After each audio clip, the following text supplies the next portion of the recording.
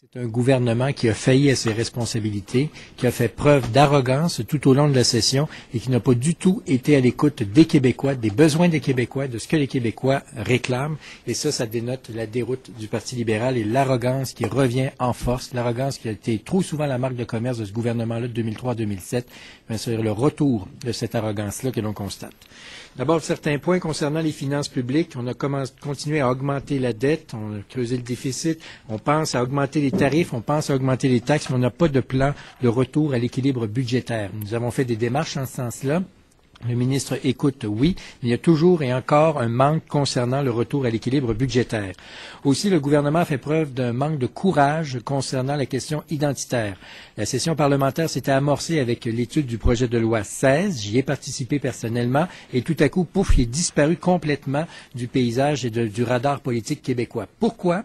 Nous, on estime que le gouvernement n'a pas le courage d'assumer pleinement ses responsabilités sur la question identitaire. Et pour nous, c'est clair, le fait français est présent, doit dominer, la laïcité doit être bien définie et l'égalité homme-femme doit être inscrite précisément dans chacune des actions.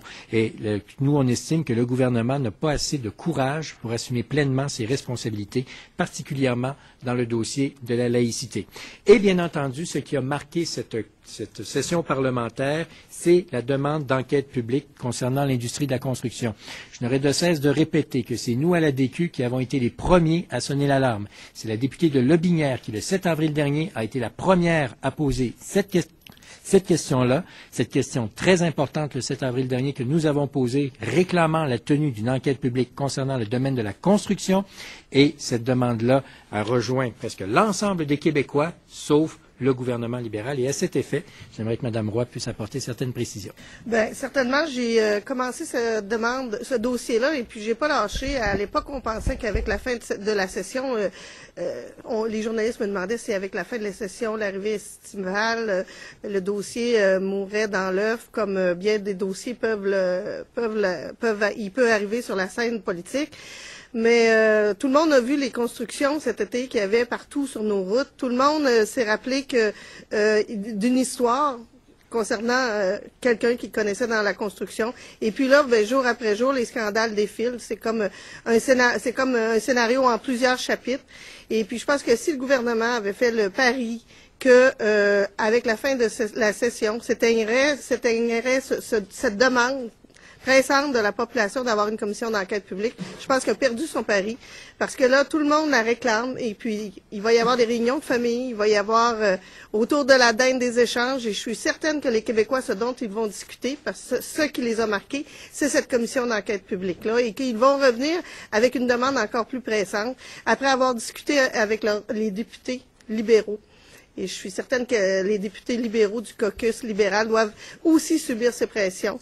Et le temps des fêtes, ils y seront exposés en espérant qu'ils vont convaincre le premier ministre d'avoir une commission d'enquête publique. Pour ma part, moi, j'ai l'intention de continuer à faire mon travail studieux de recherche et continuer à chercher comment fonctionne ce système-là. Vous l'avez vu quand j'ai débusqué l'arrêt Roxborough, les cinq compagnies qui avaient été reconnu coupable de collusion quand j'ai trouvé cette action-là. Et puis je l'ai mis devant la ministre, devant les faits accomplis, parce qu'avant, elle disait qu'elle faisait affaire seulement avec des entrepreneurs honnêtes. Maintenant, ce qu'elle dit, c'est je vais faire une enquête dans mon propre ministère, donc ils sont juges et parties. Mais si elle ne sait pas ce qui se passe dans son ministère, si elle va le savoir peut-être plus tard, les Québécois, eux, ne le sauront pas si on n'a pas une commission d'enquête publique. Donc, moi, c'est toujours mon cheval de bataille et j'ai l'intention de continuer.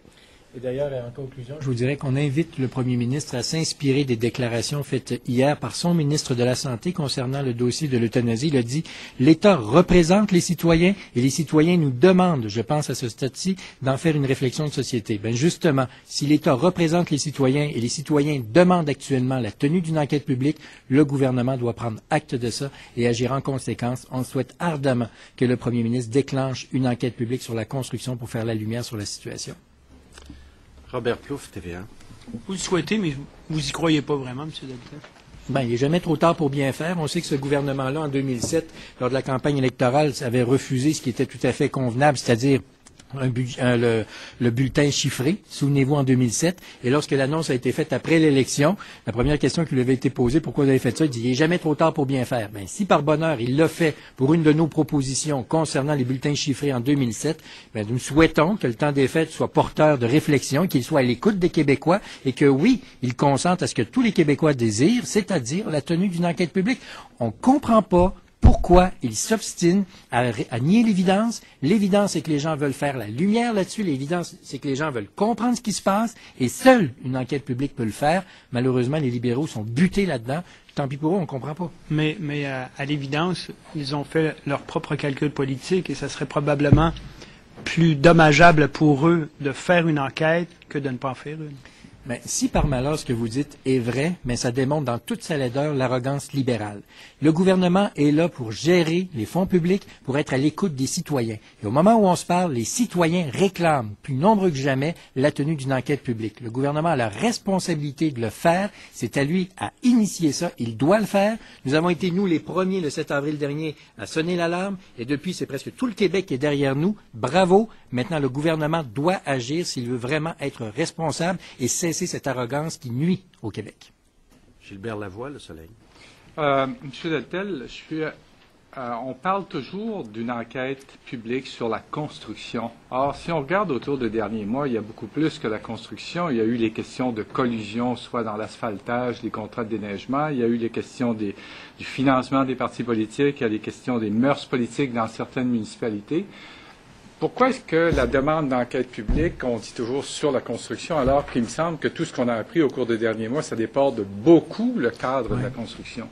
Ben, je crois que c'est la pierre d'assise de tout ce dont vous parlez tout à l'heure, de tout ce dont vous avez parlé. Quand vous parlez de l'asphaltage, puis tout ça, des dons aux partis politiques, tout se joint par rapport à un point central qui est la construction. Maintenant, si, justement, lorsqu'on va déclencher, nous le souhaitons, si une enquête publique est déclenchée, ça pourra justement faire connaître les tentacules qui s'étendent. À ma connaissance, et j'espère ne pas faire d'erreur historique là-dessus, mais à ma connaissance, dans les années 70, les commissions d'enquête, justement, s'amorçait sur un point et pouvait justement s'ouvrir lorsqu'on débusquait d'autres situations.